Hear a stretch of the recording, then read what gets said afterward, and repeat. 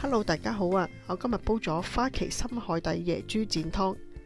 呢個湯水嘅功效唔單止可以潤肺止咳、清熱氣，仲可以補氣養陰嘅作用，特別適合壓力大、成日捱夜同埋有虛火旺盛嘅人士飲用。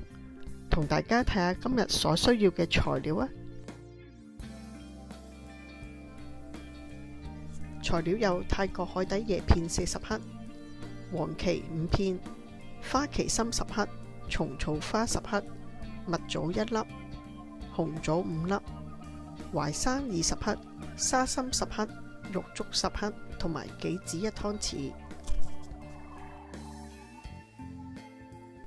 仲有豬展半斤。咁呢個豬展我預先就喺超市嗰度買咗，擺喺冰櫃裏邊。咁雪到好硬噶嘛，咁我就預先擺喺上格度解凍咗1晚，得出嚟嗰個色澤幾好喎。咁佢又可以保留嗰個肉質嗰個營養成分。豬展我哋洗乾淨之後，就進行飛水嘅步驟，凍水落鑊，再加啲紹興酒，慢慢等佢大火滾起。滾起咗之後，再煮佢2至3分鐘。之後撈翻起身，再用清水沖一沖洗就可以煲湯噶啦。淮山我哋用清水浸佢1個鐘啊。淮山可以健脾益胃、潤肺止咳，仲可以有調節血糖嘅作用。浸咗1個鐘之後，我哋可以略略沖一沖洗，擺埋一邊，陣間我嚟煲湯。沙參玉竹我哋用清水浸佢半個鐘就可以噶啦。沙參玉竹可以有養陰清熱、潤肺止咳同埋益胃生津嘅作用，特別適合陰虛口乾嘅人士。跟住我哋再將海底椰片、黃芪、花旗參、蟲草花同埋蜜棗用清水沖佢1至2次，洗走咗表面嗰啲沙塵，就可以擺埋一邊，陣間我嚟煲湯。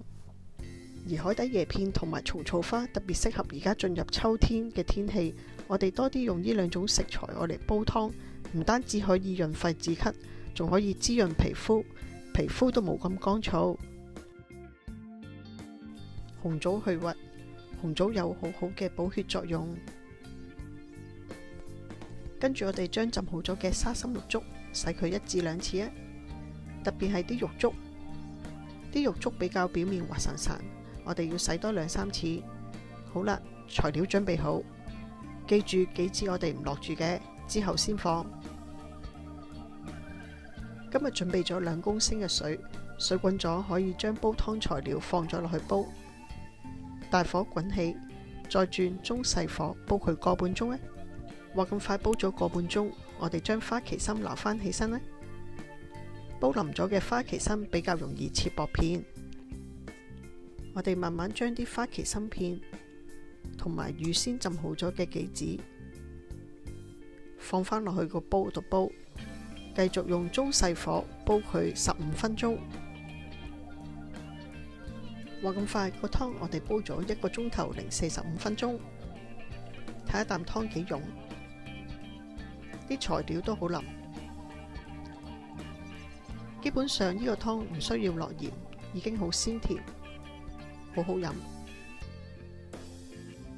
花旗參海底椰豬展湯，話咁快就煲好啦。如果大家喜歡我個影片，歡迎分享、讚好同埋訂閱我嘅免費頻道。咁我下次一有新片就可以立即通知大家。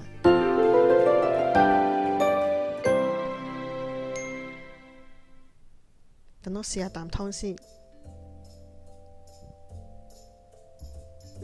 好清甜，好潤喉，唔需要落鹽都已經好好味。同大家講多次呢款湯水嘅功效啊！呢個湯水唔單止可以滋陰潤肺，花旗參仲可以清虛熱，舒緩因熱氣引起嘅口乾同埋咳嗽。呢個湯水雖然功效好，但係記住，如果有感冒嘅人士就要等好返先飲啦。如果大家喜歡呢類型嘅影片，歡迎撳讚好嗰個標誌，等我知道大家都喜歡飲。多謝大家收看影片，下次見。